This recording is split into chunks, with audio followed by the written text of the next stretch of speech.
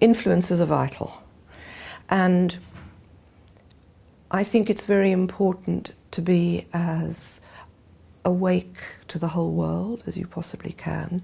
You can't cocoon yourself inside the opera house and not be aware of what's going on outside, even down in the piazza. You know, I look out of the window of my office and I look down and I often think about the people who are crossing that piazza.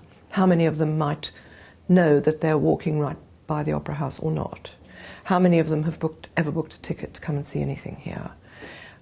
How does one reach those people? And then it's important to be aware of what else is going on in the dance world. It has to be as broad a canvas as possible, because you're always trying to appeal to as broad a public as you possibly can. You know, there's no typical kind of person who comes to the opera house. We all know that. A vast range of ages, of experience, a huge number of people always coming to the opera house for the very first time.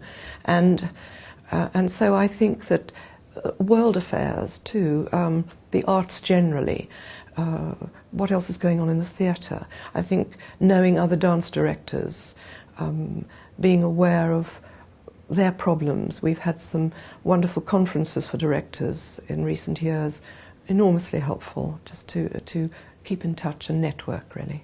I think with regard to choreographers and commissioning new works, I try to see as much new dance as I possibly can. I mean, I'm in the Royal Opera House a lot, but I also try to go to the Sadler's Wells and any visiting companies at the Colosseum, and then I also do like to travel a little when I can.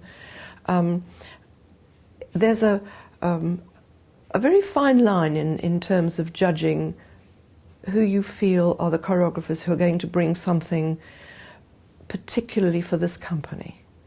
Because not everything works. Not all repertoire would work and sit happily and sort of in a worthwhile way, I think, for the Royal Ballet. On the one hand, I want the repertoire to be as wide as possible, but within reason.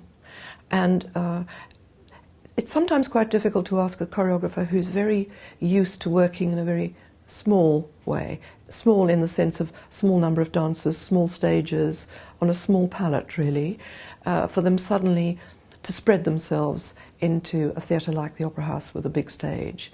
And so sometimes what's happened in the past is that a choreographer has come in and made a piece in the Linbury, which is a very good testing ground. They get to know the dancers before they make a piece on the main stage.